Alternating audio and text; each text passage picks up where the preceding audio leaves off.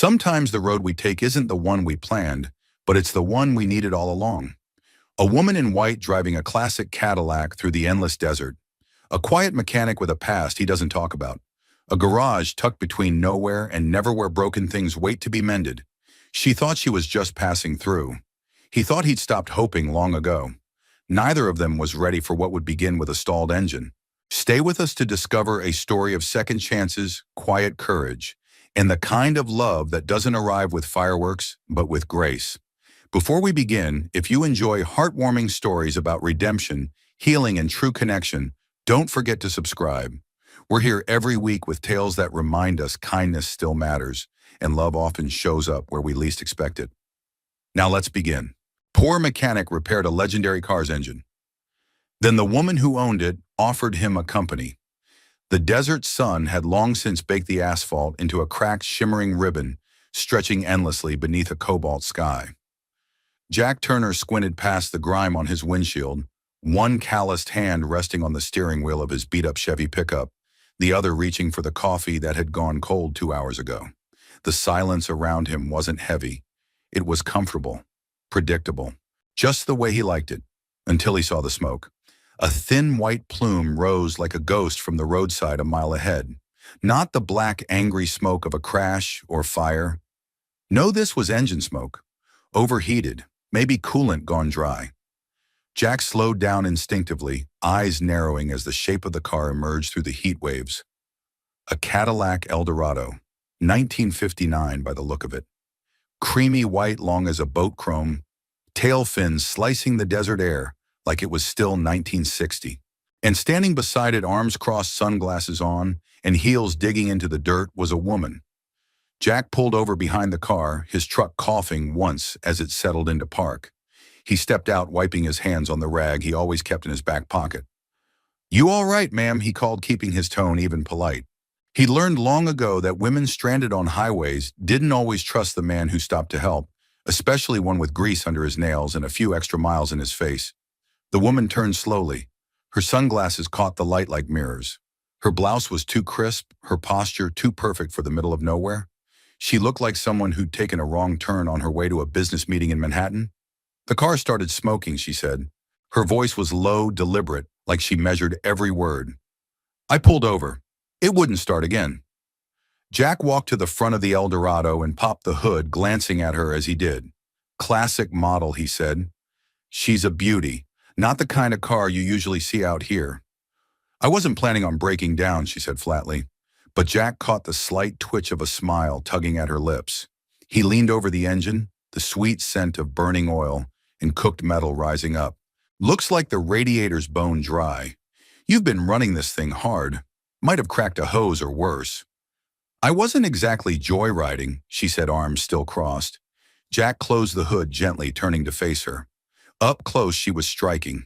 Mid-30s, maybe older. Her dark hair was pulled back in a loose bun, wisps escaping in the breeze. Despite the heat, she looked composed except for her eyes. There was something behind them, something tired. "Name's Jack Turner," he offered, extending a hand. The woman hesitated. Then with the smallest sigh, she reached out. Her grip was firm. "Charlotte," Jack echoed.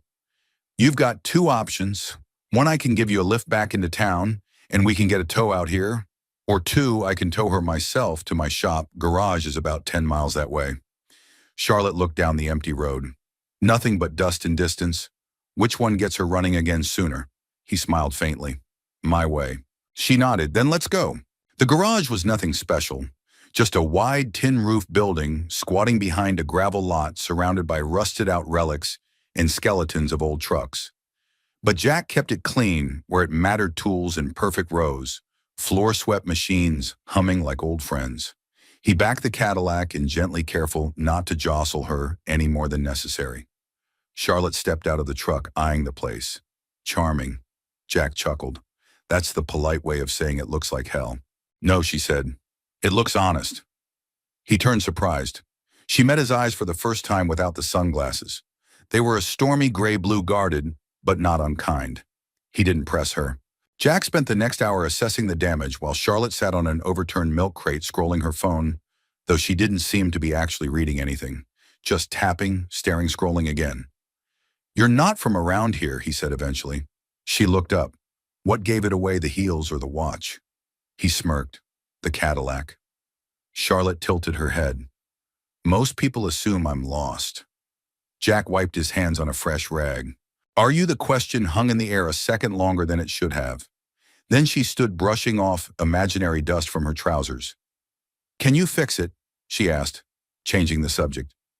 "I can," he said, "but I'll need to order a new hose and flush the radiator system. That'll take a day or two depending on delivery." She nodded. "Is there a hotel nearby, sort of?" He scratched the back of his neck. "Motel down by the main road.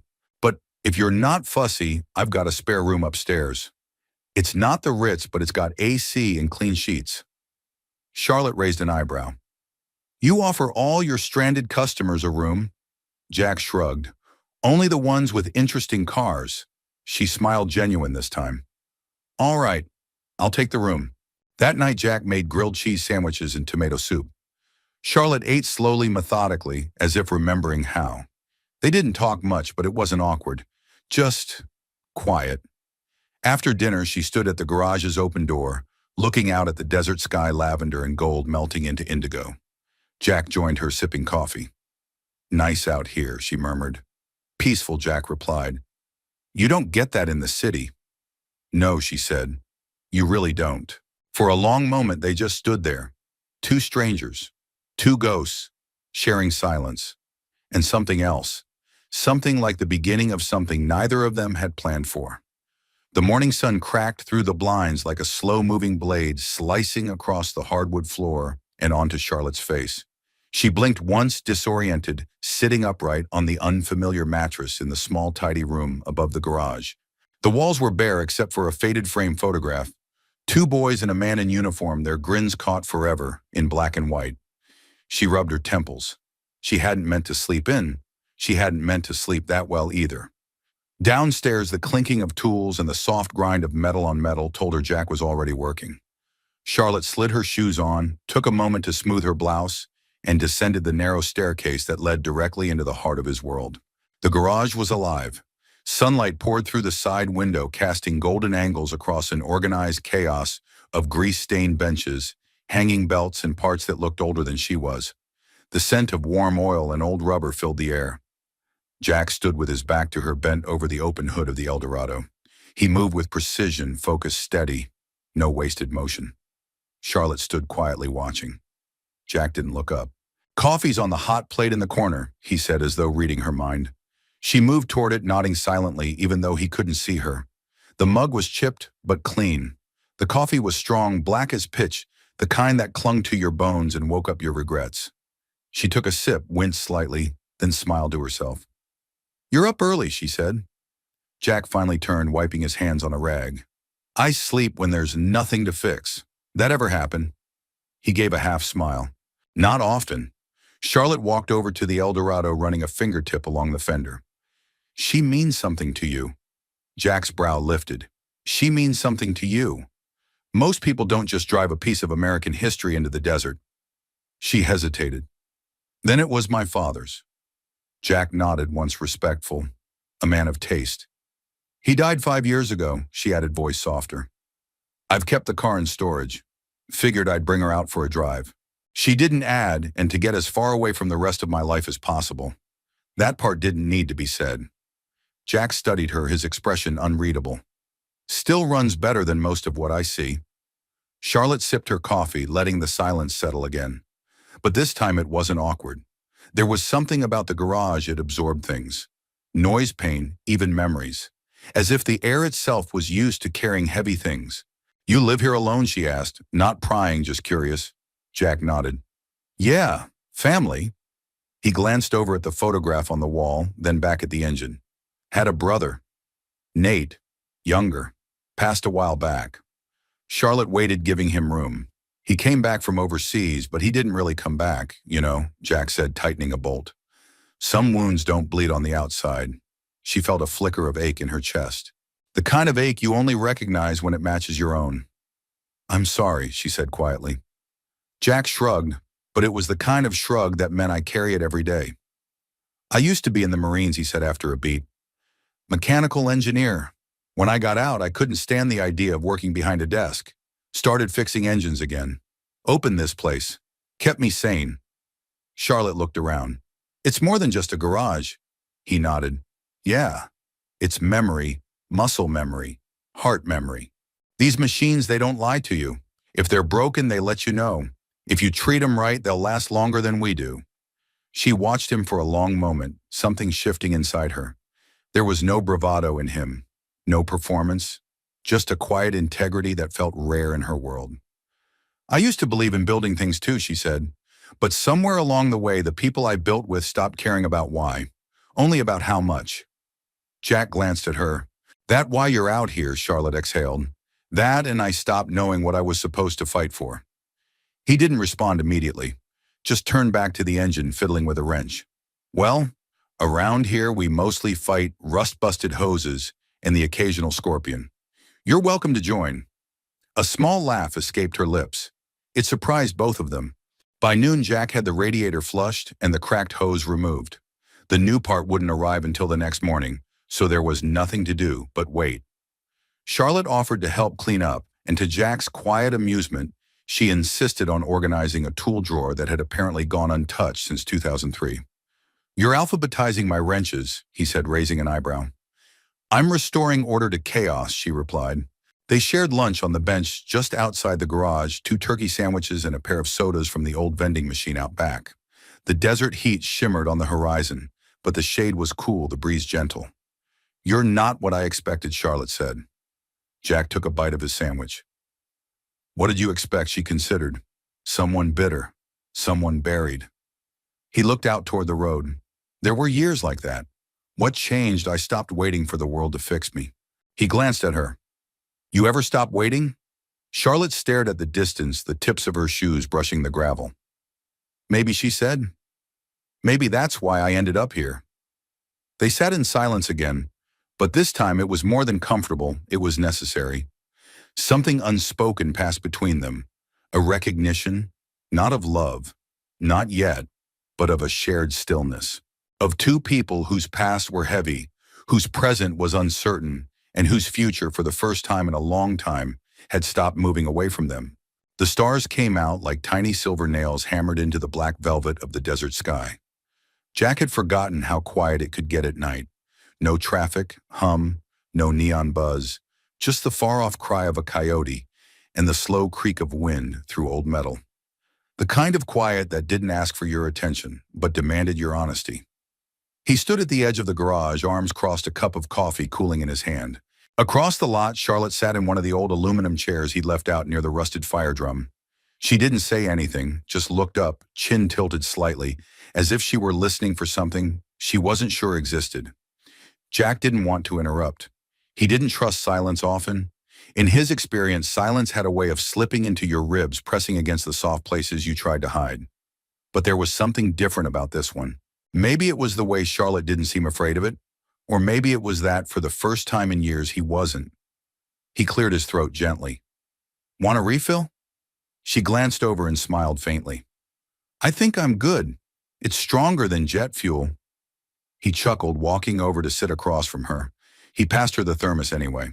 She took it just for the warmth. The air smelled faintly of oil and juniper. A wind passed, stirring a wisp of hair across her cheek. She didn't brush it away. Jack noticed but said nothing. How long have you been out here? She asked quietly. Since '09. He took a slow sip. After I got out. She nodded slowly as if filing that detail away. You ever think about leaving? Thought about it. Plenty, Jack said. But thinking and doing aren't always friends. Charlotte let out a soft breath. No, they're not. She fell silent for a moment, then tilted her head, looking at him. You seem steady, like someone who's made peace with things. Jack looked into the distance.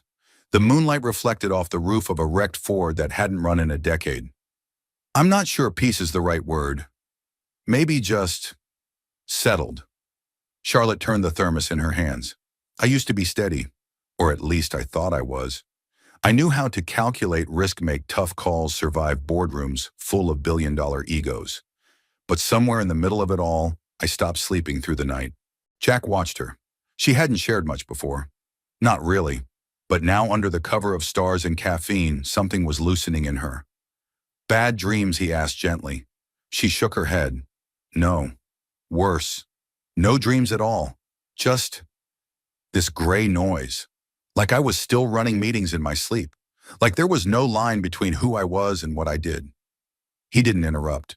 And then one day she continued, I walked out in the middle of a shareholders meeting. I left my laptop, my phone, my purse. I just walked out, got in that car, and drove. Jack was quiet for a long moment. That's a hell of a thing to do. It didn't feel brave, she said. It felt like drowning. He nodded. Sometimes leaving doesn't feel like a choice. It feels like gravity. Charlotte looked over at him, her eyes catching the light in a way that made them seem older than the rest of her face. Did you ever leave something behind? Jack looked down at his boots. Yeah, I left someone behind who didn't get to leave. She didn't press him. Didn't need to. There was something sacred about the space between their stories, like two tired travelers meeting at a halfway place, not to fix each other, but to rest. You know, she said softly, this place of yours, it's not just grease and wrenches. It breathes. Jack raised an eyebrow. That a compliment or a warning? It's a compliment, she smiled. You made something real here. You know how rare that is. He shrugged, uncomfortable under praise. It's just a garage.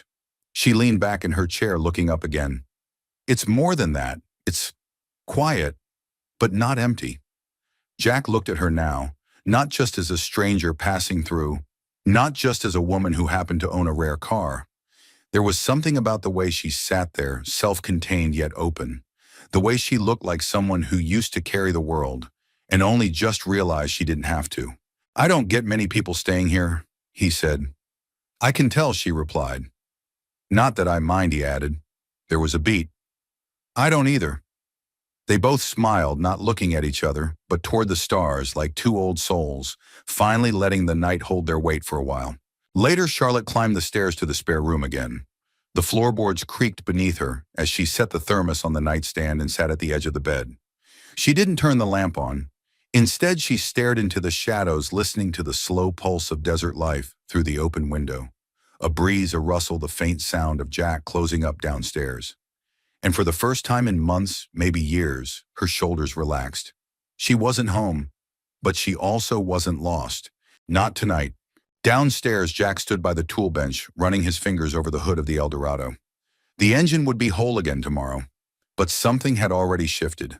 Not in the car. In him. She'd come out of nowhere, this woman in white, and somehow she'd brought something with her. Not chaos, not drama, stillness. And in that stillness, a question he hadn't asked himself in a long time crept up like a whisper. What if there's still something more? Jack shut off the lights, letting the night take the garage. He didn't have the answer yet, but for once he was willing to listen for it. The morning was cooler than expected, the desert wind carrying with it a crispness that hinted at the changing season. Jack was already under the hood of the Eldorado. By the time Charlotte came downstairs, her hair loosely tied back, wearing the same clothes from the day before, sleeves rolled to her elbows. She looked more at ease in worn denim than she ever had in designer suits, though he'd only known her in the former. He didn't say anything when she stepped into the garage, just nodded toward the toolbox.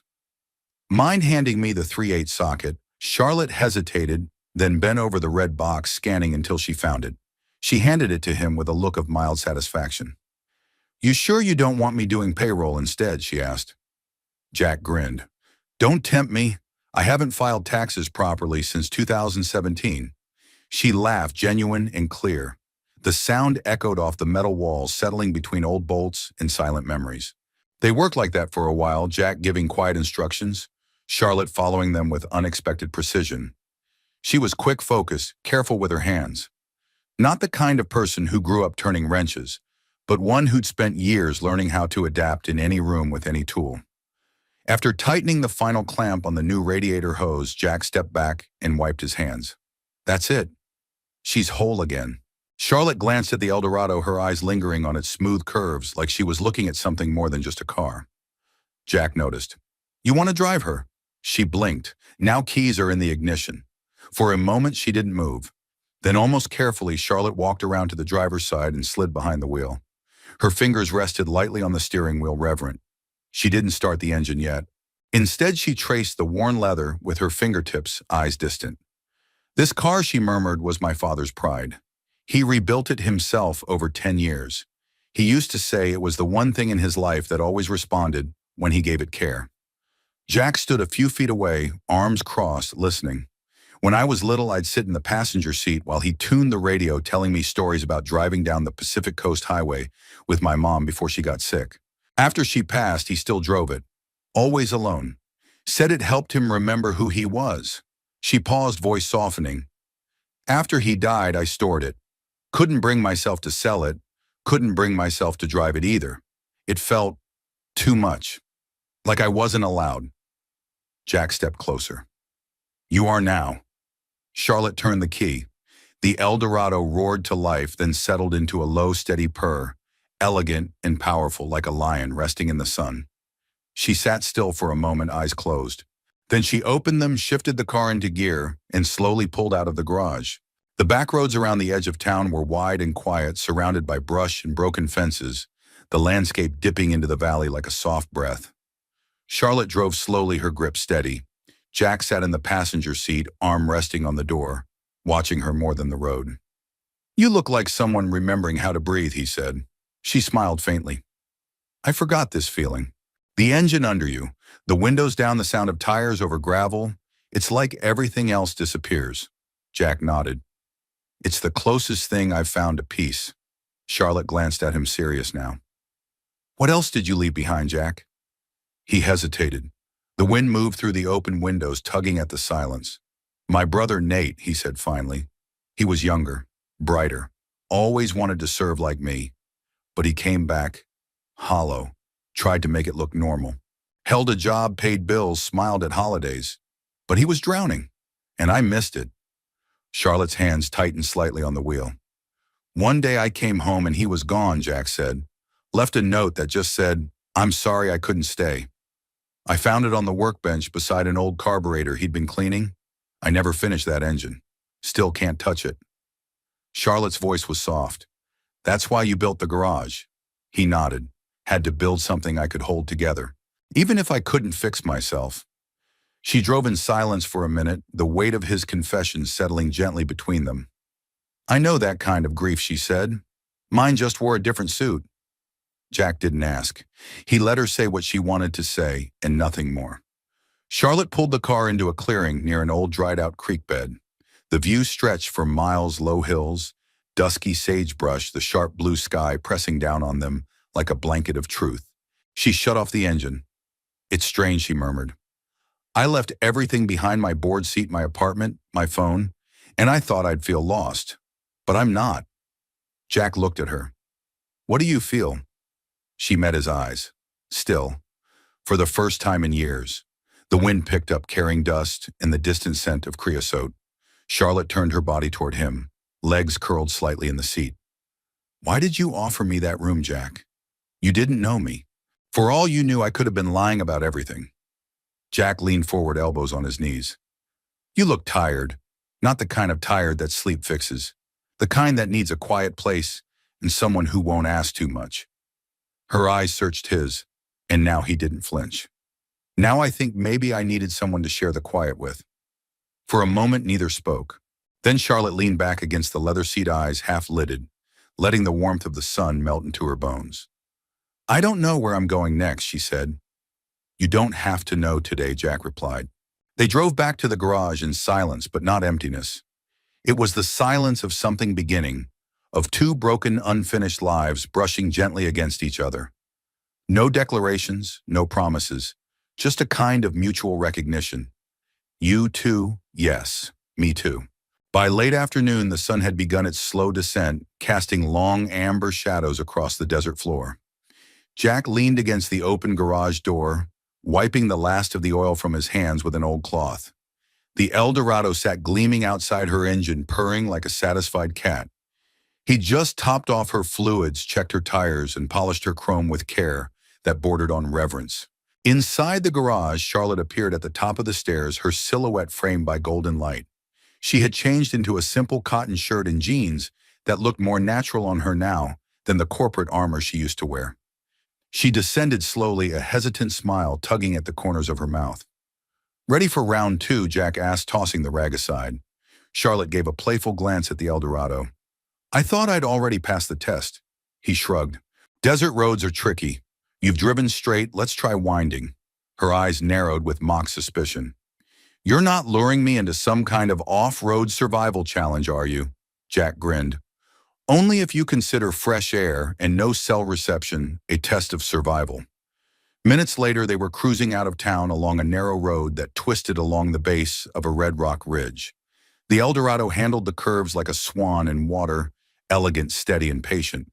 Charlotte drove with a confidence that came from muscle memory, her body leaning slightly into the turns, one hand resting gently on the wheel.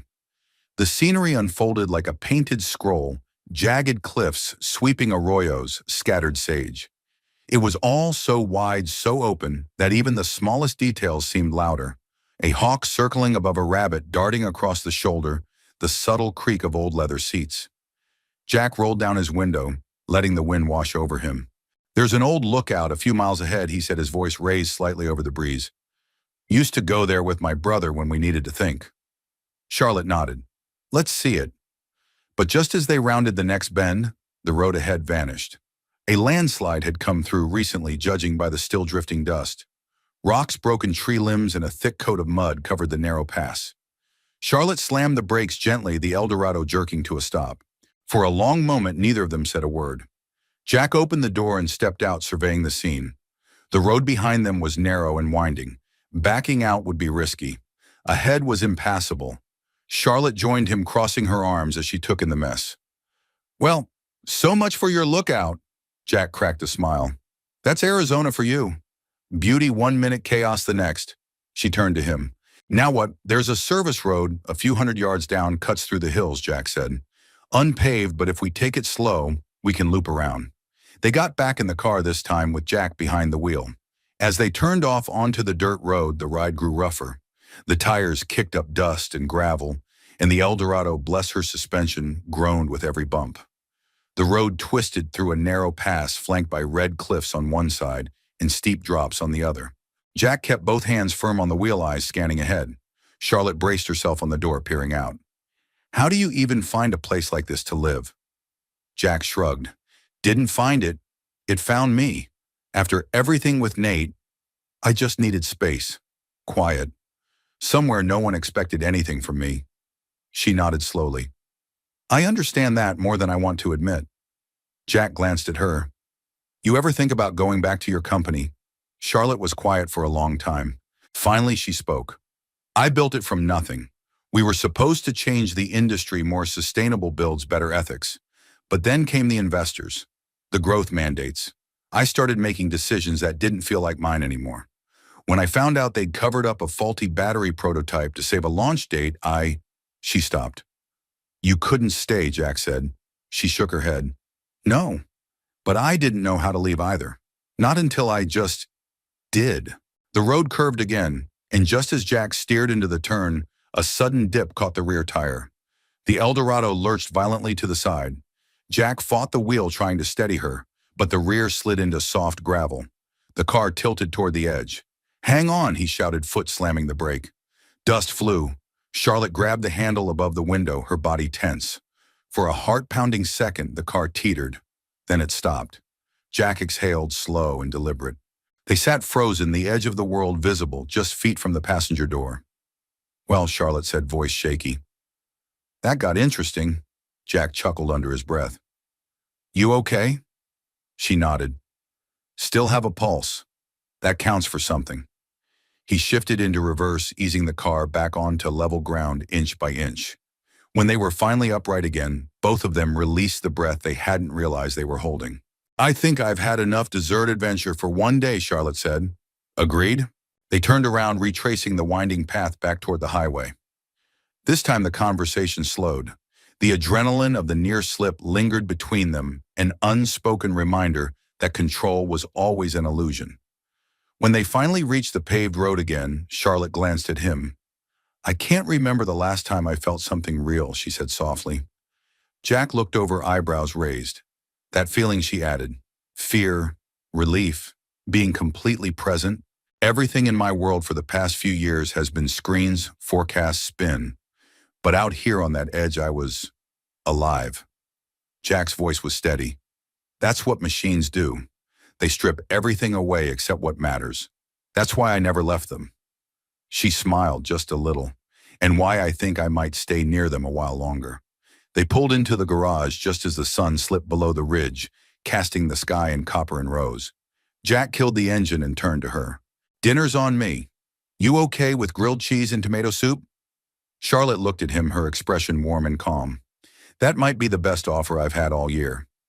They got out of the car, closing the doors behind them, the echoes of the drive still in their bones. Neither of them knew what the next day would bring, but tonight they'd survived the curve. Together. The morning air held a strange stillness, as if the desert itself was waiting. Jack stood beneath the hood of a pickup truck that had limped in the night before with a failing transmission. He moved with his usual calm, the motions of wrench and socket as familiar to him as breath, but his thoughts weren't on the truck. They were on her, Charlotte. It had been nearly a week since she arrived, half by accident, half by fate, and everything since had shifted in quiet, undeniable ways. The rhythm of the garage, the silence of the night, even the way the sunlight fell across the floorboards upstairs. He found himself noticing things that hadn't mattered before, like the mug she always used for coffee, chipped near the handle, or the way she folded her sleeves exactly 3 turns, or how her eyes drifted to the horizon when she thought no one was watching. He didn't know what to call it yet, but it wasn't nothing. Just as he leaned into the engine, a low rumble echoed from the road, sharp, distinct, corporate. Jack straightened, narrowing his eyes as a black SUV kicked up dust down the long drive. Behind it, a silver sedan followed, clean as a showroom floor. Jack wiped his hands on a rag, instincts pricking. Those weren't locals. Those were suits, and they were looking for someone. He didn't have to guess who. The SUV came to a stop, doors opening, in practice sync. A tall man in a tailored jacket stepped out first, followed by a woman in heels too sharp for the terrain. Behind them, a third figure remained in the car, eyes obscured by tinted glass. Jack crossed his arms, expression unreadable. Help you folks with something. The tall man pulled off his sunglasses, revealing eyes that didn't match his smile. We're looking for Charlotte Green. We were told she might be here. Before Jack could answer, Charlotte stepped out from the garage's side door, a rag in one hand and a smudge of grease on her wrist. She paused when she saw them, her shoulders tensed. Bryce, she said quietly. Charlotte, the man replied, as if her name tasted expensive. You had us worried. She didn't smile. I doubt that. You've gone dark, he said, approaching. No calls, no emails. The board's been circling. Investors are on edge. You know how this looks. I don't care how it looks, she said. Her voice was flat, steady. I walked away. That wasn't a request. It was a decision. You don't get to disappear, the woman in heels chimed in, clearly annoyed. There are contracts, public obligations. You're still the face of the company. Jack stepped slightly forward, his tone calm but unmistakably firm. She's not under contract here. And last I checked, this isn't a boardroom. Bryce's eyes shifted to Jack, appraising. And you are just the guy fixing her car, Jack said, and making sure she's left alone if she wants to be. Bryce smiled thinly. I see. A mechanic. Charming. Charlotte's jaw clenched, but she held her ground. You don't get to talk down to him, Bryce. Not after everything you let happen. We were protecting the brand, the woman cut in. You know how much was at stake. At stake, Charlotte's voice sharpened. We buried a fire hazard behind marketing spin. You silenced a whistleblower. I didn't walk away from that, I ran. The third passenger stepped out of the SUV, now an older man with silver hair and a tablet in hand. He held it out. A resignation won't stop the fallout, he said. Legal still needs your statement. If you walk away without handling this properly, they'll pin it on you. Charlotte stared at the tablet. For a long moment, the world around her fell away. The hum of cicadas. The wind brushing the edge of the awning. Jack's presence beside her, quiet but solid, like a grounding wire. Then she turned back to Bryce. I'll give a statement, she said, but not for them. For the people who trusted me. The customers. The ones who bought our promises. I'll speak the truth. And if it cost me everything, so be it. Bryce stepped closer. You'll destroy what we built. Charlotte didn't flinch. then maybe it didn't deserve to stand. The silence that followed was razor sharp. Bryce finally stepped back, nodding slowly. "You've changed." Charlotte met his gaze. "No, I just finally remembered who I was before all the money." Without another word, she turned and walked back toward the garage. Jack followed, his expression unreadable, but his steps protective. Behind them, the visitors stood for a moment longer, then returned to their cars. The engine started. The dust rose, and then they were gone. Back inside, Charlotte sat heavily on the bench near the tool cabinet. Her hands trembled slightly, but her face was composed. Jack handed her a glass of water. "You handled that well." She laughed softly. "I'm not sure what I handled, but I didn't run." "No," Jack said. "You stood your ground." She looked up at him. "I've spent the last 10 years shrinking to fit places that never deserved me. I don't want to do that anymore." He nodded. "Then don't." Their eyes held for a long beat. No need for grand gestures, no speeches, just truth hanging between them like dusk. Charlotte finally exhaled. "You know they'll be back, right? Reporters' lawyers may be worse." "I know," Jack said, "but they'll have to come through me next time." She smiled, her voice softer now. "That's dangerously noble for a man who says he just fixes engines." Jack leaned on the bench beside her. "Maybe I fixed more than I thought." The garage settled around them, filled with the smell of oil and courage. Outside, the sun lowered behind the hills, casting long gold across the dirt lot. The world hadn't changed, but Charlotte had. And Jack, perhaps, was starting to believe that some things broken weren't meant to be discarded but reforged. Together. The next morning dawned cooler, the air lighter, as if the tension from the day before had finally loosened its grip. Jack stood on the porch of the garage, sipping coffee from his metal thermos. Eyes trained on the horizon. A familiar ache sat low in his chest, the kind that had no name, only weight. He didn't hear Charlotte approach until her voice broke the quiet. "You always start your day like this." He turned. She stood there in a soft, flannel shirt over jeans, hair pulled back, face bare and rested. There was something unburdened in her eyes, an echo of who she might have been before suits and deadlines and damage control. Jack offered her the thermos without a word. She took it, sipping carefully, then grimaced. "Still tastes like diesel." He smirked. "That's how you know it's working." They stood there for a moment, just breathing. No rush, no pressure. Then Charlotte spoke, her voice steadier than he expected. "I'm not going back."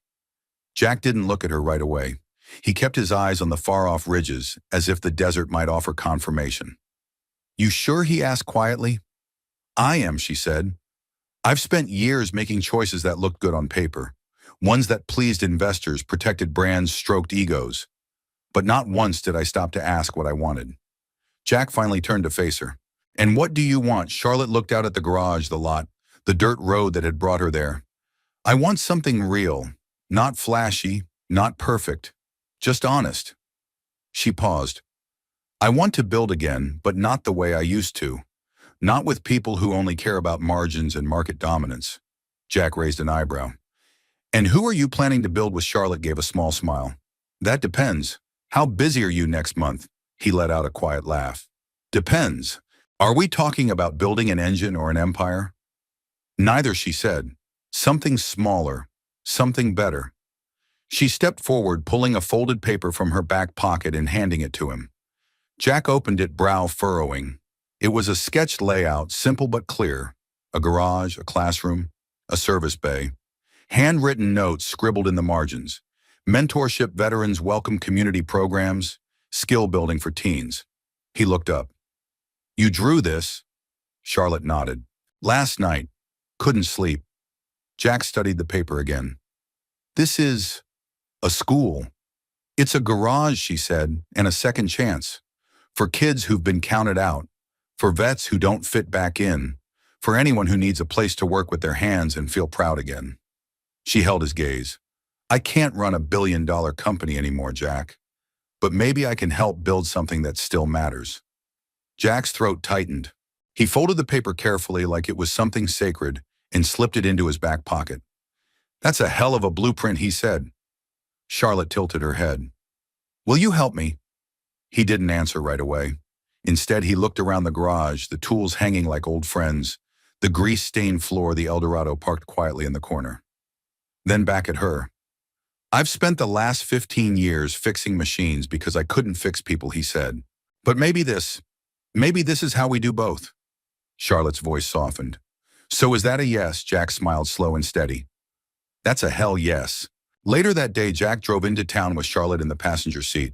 She insisted on riding along to the hardware store, said she needed to learn the difference between a torque wrench and a crescent wrench if she was going to co-run a garage. They stopped at the diner afterward, one of those classic joints with cracked leather booths and a waitress who called everyone honey. The regulars glanced up when they walked in two familiar strangers who somehow already looked like they belonged. Jack ordered a black coffee and a BLT. Charlotte surprised him by ordering the same. Over lunch, they talked about layout ideas, about sourcing tools, about starting small and smart. Jack told her about a kid named Eli who used to hang around his garage on Saturdays until he got swept up into trouble and disappeared. Charlotte made a note on her napkin. Find Eli, offer him a spot. You're serious about this, Jack said, watching her. I've never been more serious about anything, she said. As they walked back to the truck, the late afternoon light casting soft shadows across the sidewalk, Jack reached into his pocket and handed her something small and greasy. It was a key. Charlotte looked down at it, confused. What's this? To the garage, Jack said. You'll need it if you're going to open up before me. She stared at it for a long moment, emotion flickering across her features like sunlight through trees. Then she slid it onto her keyring without a word. That night, the garage was quiet again. Jack stood in the workshop, the sketch still pinned to the corkboard. A warm breeze moved through the open window, rustling the blueprints and bringing with it a scent of possibility. Charlotte sat at the workbench beside him, elbows on the table grease under her nails. This is the first time I've felt like I'm doing something that can't be bought, she said. Something no one can take. Jack looked at her, his voice low. That's because it's real. She turned toward him. Thank you for seeing me before I saw myself. He gave a small shake of his head. I didn't fix anything. You did that. No, she said, voice barely a whisper. You gave me the space to breathe again. That's not nothing. For a moment, they just looked at each other. No grand declarations, no promises. But something had shifted again. This time not in the air, but in them. And it would not shift back. The phone rang just past midnight. It wasn't loud, but in the stillness of the garage apartment, it sounded like a fire alarm. Jack sat up in bed, his back stiff, a lifetime of instinct, waking him faster than thought. The number on the screen wasn't familiar, but it had a local area code. He answered anyway. Jack Turner. The voice was young, tight with nerves. Yes, speaking. This is Karen from the Marlowe Youth Shelter. I got your number from Eli's phone. He's here, but he's hurt. He asked for you. Jack's blood chilled. He swung his legs over the side of the bed. What happened? Some kind of fight. I don't know the details, but he was jumped outside the convenience store on Monroe. He didn't want to go to the hospital. He just asked if we could call you. Said you were his only safe place. Jack was already pulling on his jeans. Tell him I'm coming. Charlotte stirred in the room across the hallway as he moved downstairs, the soft creak of her door opening behind him. Jack, her voice was sleepy but alert. He turned, pausing only to grab his keys and boots. There's a kid I used to mentor, Eli. He's in trouble. Shelter just called. I'm coming with you. You don't have to, I'm not asking. They drove in silence at first. The road stretched long and dark ahead, only the headlights cutting through the empty night. Jack gripped the wheel tighter than usual, knuckles white. Charlotte broke the silence. Tell me about him. Eli. Jack's jaw tensed. Smart kid. Too smart for his own good. His mom left when he was 6, Dad's a drunk. He used to come by the garage after school just to tinker, get out of the house. I taught him how to gap spark plugs. He taught me how to play poker badly. She smiled gently, but Jack didn't return it. I lost track of him about a year ago, he continued. He stopped showing up. I figured the streets pulled him in. Happens more than I like to admit. Charlotte said nothing, but the weight of his words settled between them. The youth shelter was a squat brick building tucked behind a church on the rougher edge of town. Jack pulled into the lot, headlights sweeping across chain-link fencing and a worn-out basketball hoop that leaned slightly to one side. Inside, the lights were dim. A staff member led them to a back room where Eli sat on a cot knees, drawn up, his face swollen on one side. A butterfly bandage crossed his cheek. His shirt was torn at the collar. He looked up as Jack entered. "Hey," the boy said, voice rough. Jack crossed the room in 2 strides and crouched beside him. "Jesus, Eli." "You all right?" Eli shrugged, trying for nonchalance. "Took a bad bet." "Didn't think they jumped me for it." Jack frowned. "Who did this?" Eli avoided his eyes. "Doesn't matter. Just didn't know who else to call." Charlotte stood in the doorway, quietly observing. Jack glanced back at her, then turned to Eli again. "You did right. Calling me." Eli hesitated. "They're going to kick me out. They said I broke curfew too many times." "We'll deal with that later," Jack said. "Right now, we're getting you out of here." Karen, the staff member, stepped forward nervously. "Technically, he's past the age limit to stay. We try to make exceptions, but—" Jack stood. "He's coming with me." Karen nodded, relieved more than resistant. "Just sign him out." Back in the truck, Eli slumped in the back seat, trying to look casual but clearly in pain. Charlotte turned and passed him a bottle of water from the glove box. "Thanks," he mumbled. Jack didn't speak until they were halfway home. Then, glancing at Eli in the mirror, he said, "You still remember how to strip a wire?" "Yeah," Eli replied, surprised. "Good. Because starting tomorrow, you're helping me rewire the back bay. And if you show up hungover or missing again, I swear I'll put you to work sorting nuts and bolts for 8 hours straight." Eli grinned despite himself. "Sounds like hell." Jack cracked a smile. "Exactly."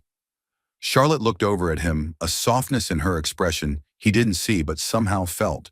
Back at the garage, Jack led Eli to the old cot in the storage room. He tossed him a clean blanket. "It's not fancy," Jack said, "but it's safe." Eli looked up. "Why are you doing this, Jack?" After all this time, Jack paused, then sat on the edge of the desk across the room. "Because someone gave me a second chance once," he said, "and because I know what it feels like to not have anyone left to call." Eli nodded slowly, laying back. Within minutes, he was asleep. Outside, the wind had picked up again. Jack stood in the dark, arms folded across his chest. Charlotte joined him a moment later, her arms wrapped around herself for warmth. "Will he be all right?" she asked. Jack exhaled.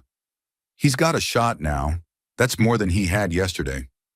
Charlotte looked up at the stars, cold, brilliant points of light against the endless black. "I want this to be part of the plan," she said. "The school, the garage, a space for kids like Eli, for men like you, people who don't fit the mold anymore or never did." Jack turned to her. "Are you sure this isn't some pet project, Charlotte? It'll be hard, messy. It won't impress donors or make headlines." She met his gaze. "I don't want donors. I want impact. And I want to build something that matters with you." Something tightened in his chest at those last 2 words. "With you." He didn't say anything for a long while. Then quietly, "That's the first time anyone said that to me in a long time." Charlotte stepped a little closer. "Then maybe we both needed this night more than we realized." In the quiet, with the stars above and a second chance heart beating softly in the room behind them, something unspoken passed between them. A choice, a beginning, and neither one of them turned away from it. The next morning arrived with the smell of rain clinging to the wind, an unusual gift in the Arizona desert. Jack stood beneath the awning of the garage, mug in hand, watching faint storm clouds drift across the horizon. He didn't mind the change in weather. It felt like a turning point. Inside, Eli sat at the long metal table near the tool cabinet, organizing sockets into trays, while Charlotte showed him how to scan inventory into an app she'd downloaded. Jack smiled faintly to himself. 2 days ago, the kid was bruised and silent. Now he was focused, nodding, as Charlotte explained how the new layout system would make ordering more efficient. Jack stepped inside, nodding toward them.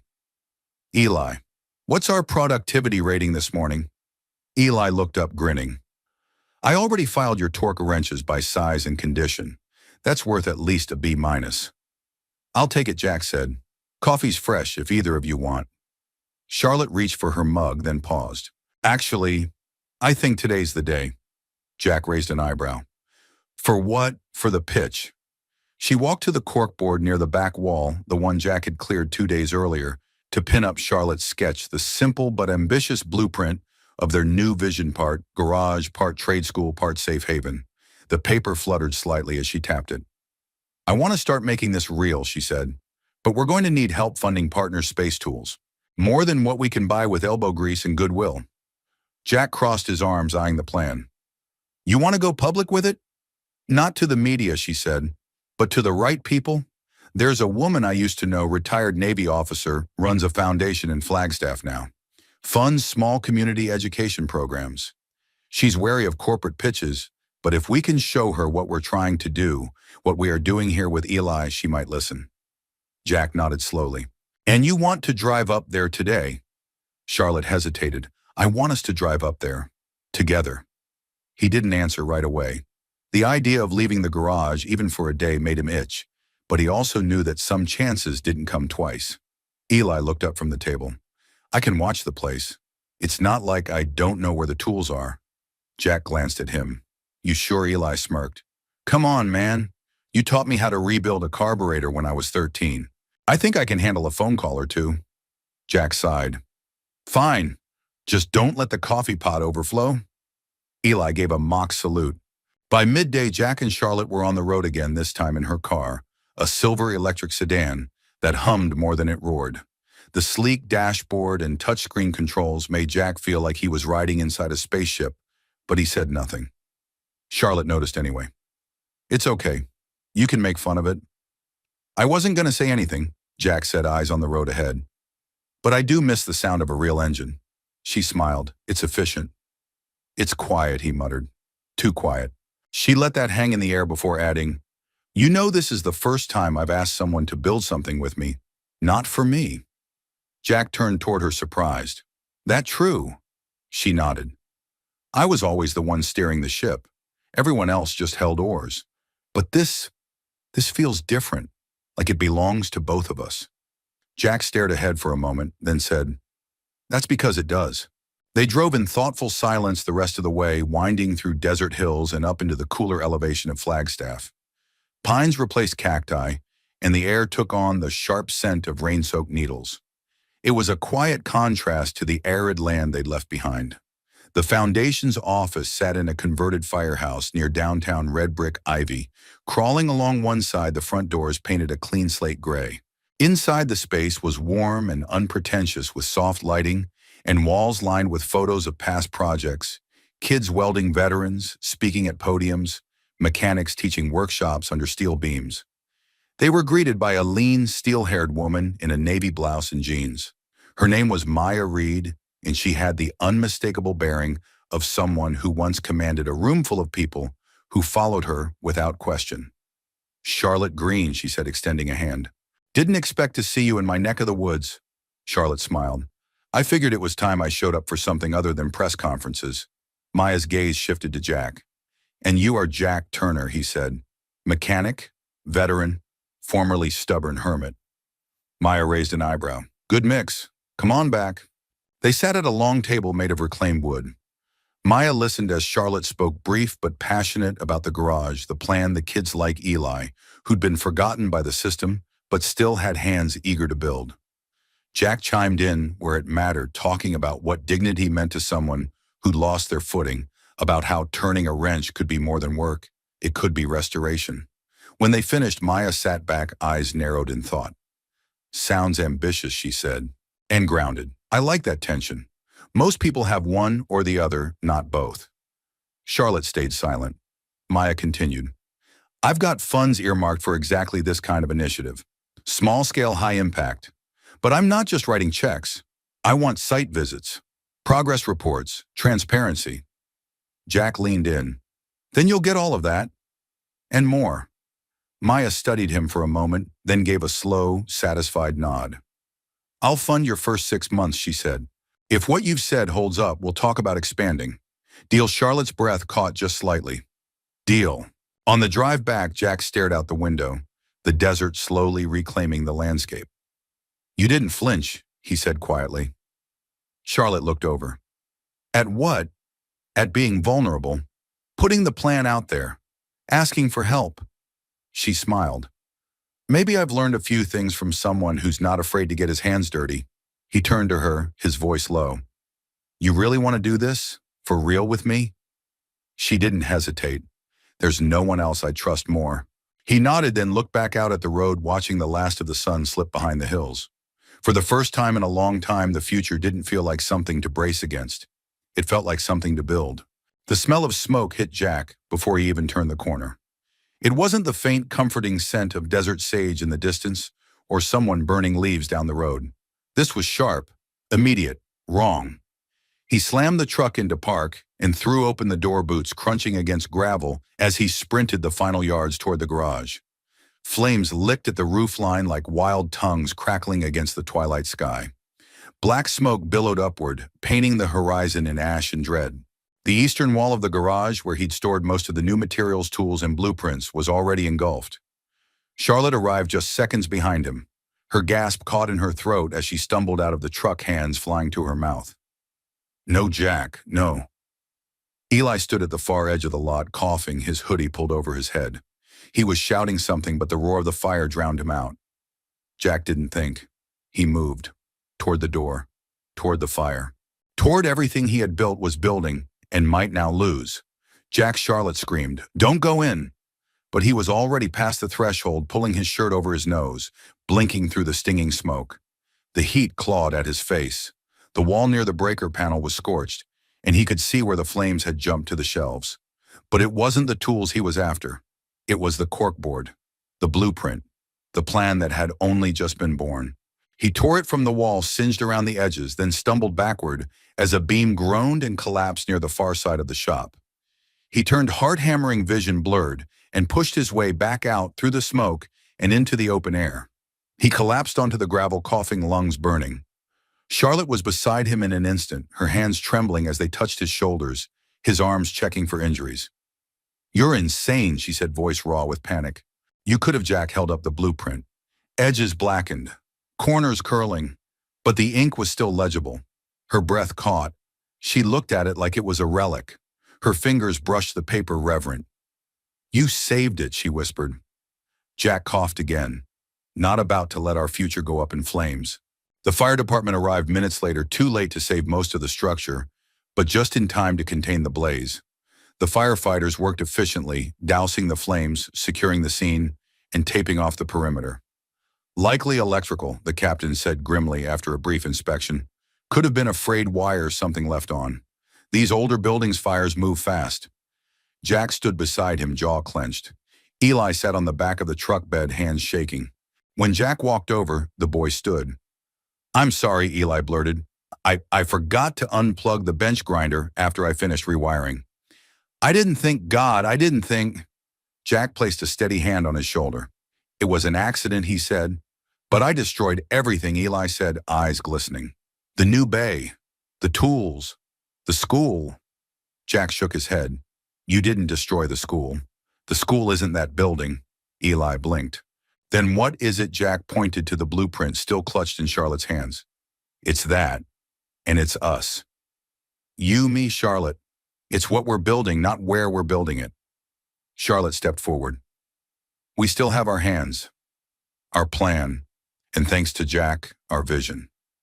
Eli looked from one to the other. "But where do we even start again?" Jack let out a slow breath. "The way we started before, one bolt at a time." The next morning, the garage was a skeleton, charred beams, blackened walls, water pooling on the concrete floor. But something had shifted. Where there had been smoke and ash, now there was motion. Neighbors stopped by with coffee, old tools, offers to help clean. A retired welder brought a portable generator. A local carpenter volunteered to draw up a new design. Charlotte stood in the middle of it all, clipboard in hand, sleeves rolled, soot on her cheek. She gave directions, asked questions, and smiled at people's names like she'd known them forever. Jack watched her with something close to awe. This wasn't the same woman who had first stepped out of the El Dorado in heels and armor. That woman had been guarded, distant, exhausted. This woman, she was raw, present, fierce with purpose. Later that day, after the last truck had pulled away and the site had quieted again, Charlotte found Jack standing at the edge of the lot, looking over the remains. She came beside him, their shoulders nearly touching. "Feels like a war zone," she said. Jack nodded. "Yeah, but we're still standing," she added. He turned to her. "I don't think I told you this before, but when my brother died, I thought I'd never build anything again. Not a life, Not a future? Not even a damn toolbox. Charlotte didn't speak, letting him continue.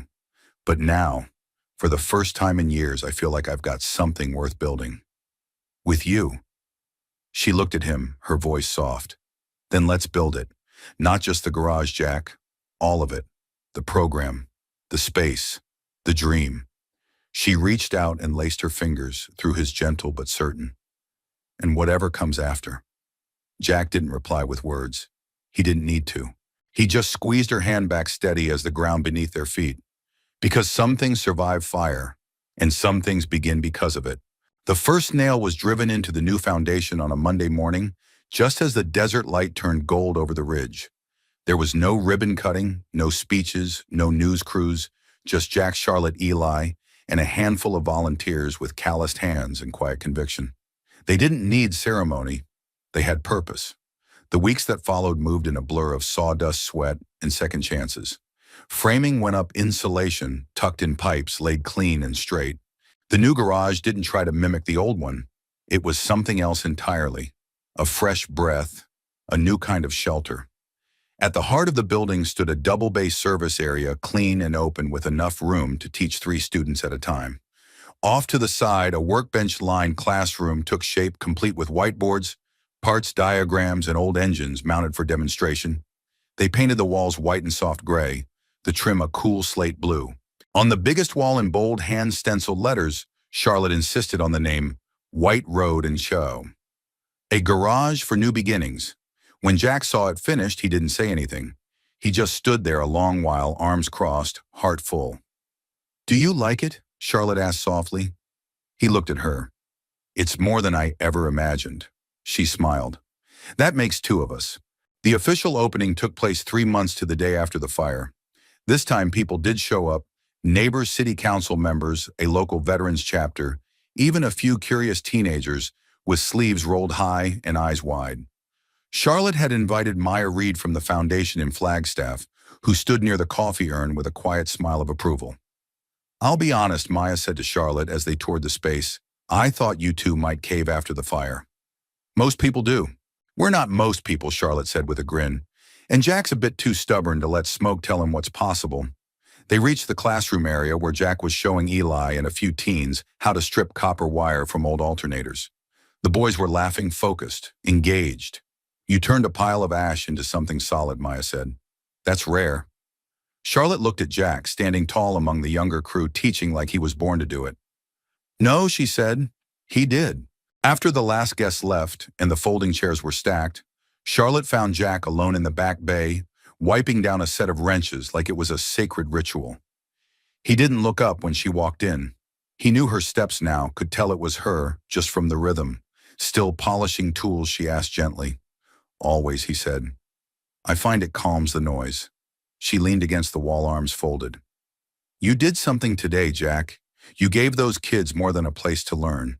You gave them something to believe in." He shrugged, eyes still on the tools. "They did the work. I just gave them a place to show up." She walked closer. "You gave me that too." He paused, finally meeting her gaze. "I used to think I was finished," he said, "like life had passed me by. I figured I'd spend my last years alone in that garage turning wrenches until my back gave out.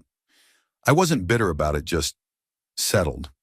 And now she asked, "Now I look at these walls, these kids and you, and I realize I never stopped hoping.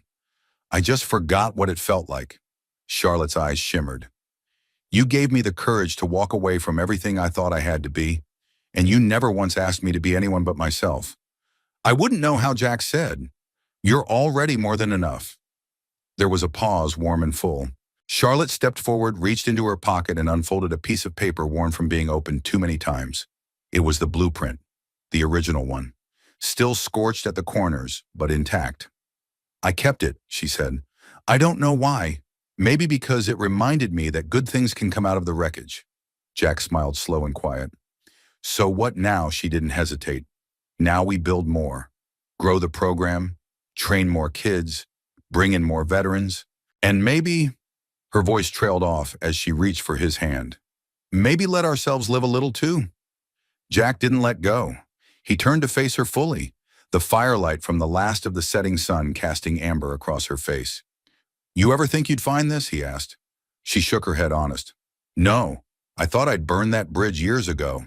But sometimes the best roads don't lead back. They lead forward, into something you didn't know you were allowed to want. He leaned down, then gently, deliberately, and kissed her just once, soft and sure. When they pulled apart, he rested his forehead against hers. We earned this, he said. She nodded. We did. That night, long after the lights were off and the doors locked, Jack walked through the garage one more time. The tools were in place. The floor swept. The work ahead would be hard, long, but it would matter. He passed the wall with the stenciled letters and paused. Then he reached up and placed a hand flat against the painted surface. He thought of Nate, of Eli, of Charlotte, of all the broken things he had once believed couldn't be repaired. And then he smiled. Because sometimes the ones who know how to rebuild engines are also the ones who know how to rebuild people. And sometimes, if you're lucky, they learn how to rebuild themselves along the way. The desert was quiet that morning, so quiet it felt like the world had paused to take a breath. Jack stood outside White Road & Co., the rising sun washing the building in amber light. He could hear the familiar chorus inside a socket wrench, clinking laughter echoing from the back bay, and Eli's voice instructing a new student on how to check for cylinder misfire.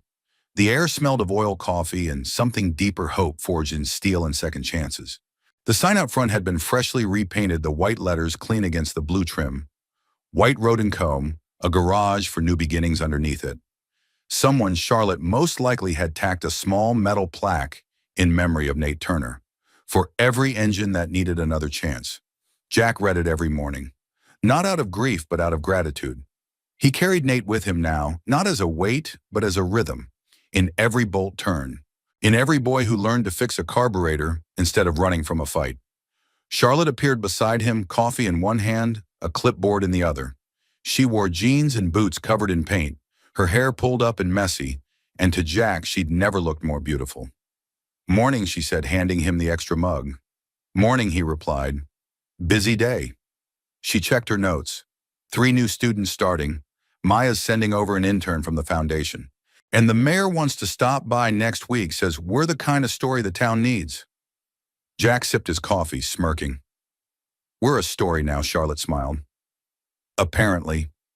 He looked at her for a long moment. You ever think we'd get here? She shook her head. No, but I think part of me always hoped. Even when I was driving aimlessly through the desert watching the world I built fall apart, I hoped there was something more. Something real. Jack nodded. This is real. Yeah, she said softly. It is. Inside, the day unfolded like a slow, steady song. Eli led a group of teens through the basics of brake calibration. His face lit up as he explained the concept like a coach breaking down a winning play. There was a new light in him, grounded, confident. He belonged here, and he knew it. Charlotte met with 2 veterans in the office, both looking for work, both uncertain. She offered them not just jobs, but purpose connection. She did it without scripts or performance. Just honesty. Grace. Jack worked alongside a student named Lucas, quiet, nervous, maybe 17. The boy didn't speak much, but his hands were steady. Jack showed him how to find a vacuum leak using smoke. When the kid finally got it, a smile broke across his face like dawn.